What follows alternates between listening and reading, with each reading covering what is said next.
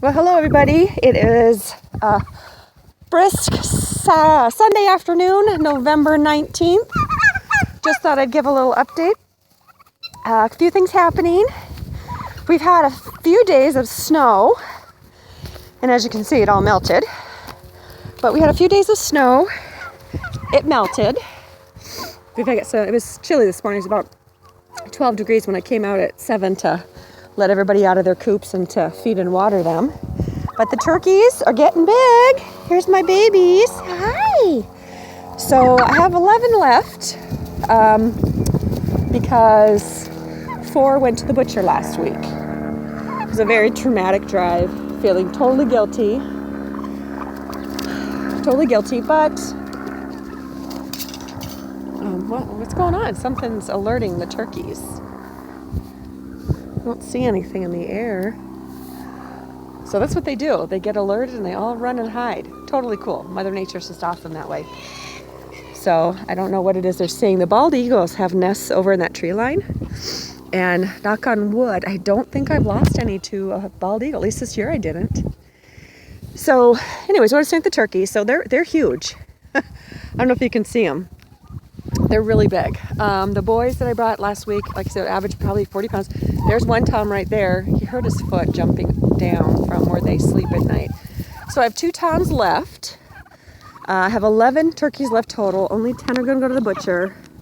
One, unfortunately, has stolen my heart and is a total love bug. So I can't bring myself to bring her to the butcher's. So she's going to stay.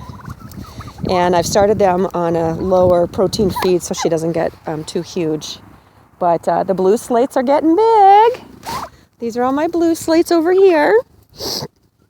I think I have 3 toms and 4 hens, so I'll have to weed through the toms come next year.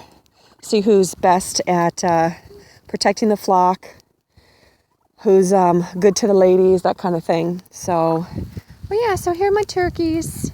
It's very sad, you know, raising them and caring for them. And look at the tom. He's so handsome.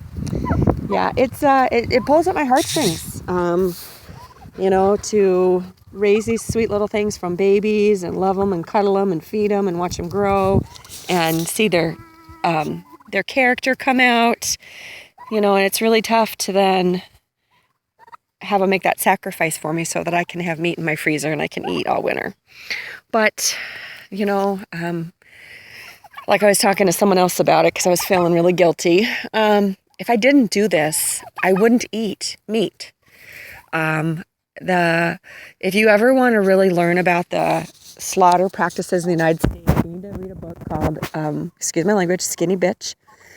And it goes through in detail what happens in the slaughterhouses and the disgust that I felt. I mean, it made me sick to my stomach. And at that moment when I read that book, I stopped eating meat. This is the sweetheart that's going to live.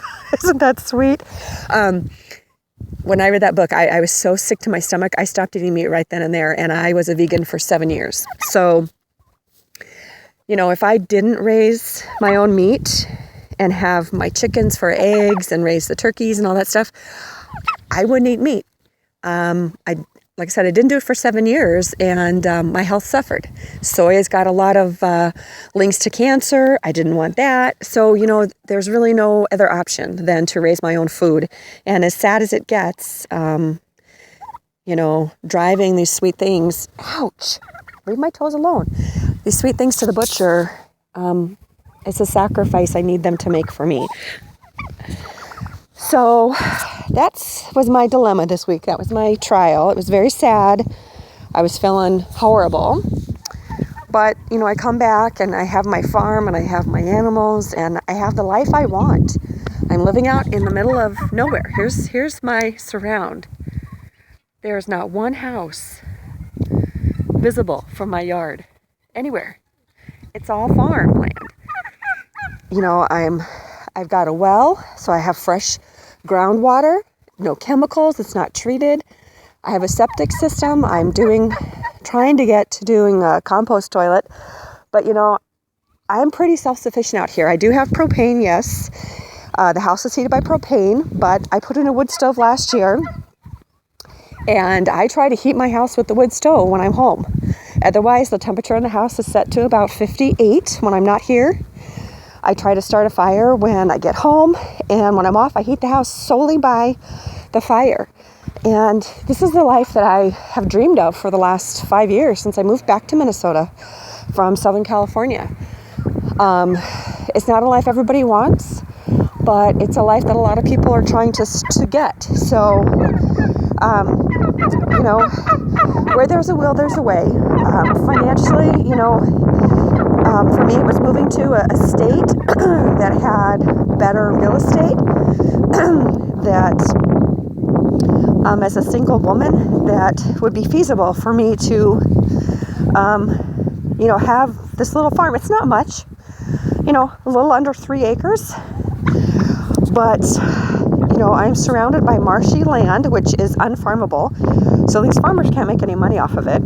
So my plan, if not this winter, next spring, is to buy, so my property ends, my property ends just beyond this fence line, right about where that pile of, I don't know if you can see it, it's hard. My property ends right about where that mound starts. So about, I don't know, 50 feet from here, 40 feet. But all those trees over there, this whole area, I want to buy. So I'm hoping, I found the owners who are on the property tax records. So I'm going to write them and offer them, you know, a lump sum of cash for the acres. It's about 4 to 5 acres. So I'm going to offer them something that I think is reasonable for a plot of land that's just sitting here. And when I get that, this will be even more awesome because I'll have free firewood. This year I paid somebody for firewood. I have free firewood. I can take all these trees down if I want, or if not, I can build something right there. I could build, you know, a little barn for other animals. Or I'm trying to get my mom and stepdad to move here. We could build them a little tiny house. There's water in abundance here. So you got to look, you know, moving's not always an option for people, but sometimes moving is the best thing to do to get you where you want to be. And that's what I have found with moving to Minnesota. You know, it's different from California. Yes, it's colder, have the 4 seasons, but you know, my life, I feel, is so much richer since moving here. And I feel that, you know, I'm getting healthier. I'm eating healthier foods. I'm getting, you know, exercise in every day just by carrying, you know, 5 gallons of water, 2 of them, you know, 2 to 4 times a day, carrying 50-pound feed bags. I get about, let's see, I got 6, 12, I got about 14 bags last time I went. I mean, so, you know, you do things that you want to do. Hello, turkeys! So I'm going to leave it at that. I got to get going. I got to make the dogs some lunch and then get heading to pick up the meat. I'm excited to see how much it weighed and all that good stuff. So I'm hoping to do some teaching videos shortly. My brother and I are going to go into business, hopefully in the next year or so, a organic or a health food type store, what should I say, not health food, a health and natural store. So sell oils and salves. I'm creating a recipe for beard shampoo and a beard salve to tame beards. I'm looking into getting a couple of Nigerian dwarf milking doughs to have goat milk, and I want to make goat milk shampoo, goat milk lotion, all that. So we're going to try to sell all that online. He's going to venture into another arena that I don't want to talk about, but that's going to be on his end. So yeah, so I'm going to be doing lots of experimenting with recipes. So hopefully I can get to that shortly. My new job, the orientation's coming to an end, so I'll be back down to part-time hours. I've been unfortunately working full-time hours the last 4 weeks. So, yeah, so I'll do some teaching on some homemade salves, some shampoos, and all that kind of good stuff. Turkey saying bye-bye, and I hope you have a blessed Sunday. Bye-bye.